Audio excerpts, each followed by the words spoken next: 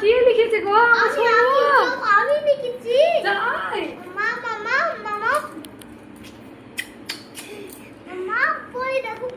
Happy mother's day.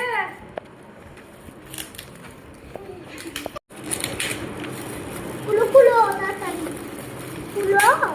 দেখো কত সুন্দর না মামা কত সুন্দর তুমি না দেখো পেন আছে দেখো পেন খুলো পেনে কি কাজ দিবে? পেন দেখো বের করতে দেখো ডাইনিং কোথায় আছে দেখো পেছনে মামা দেখো এরকম করে ফেলবো। খুলো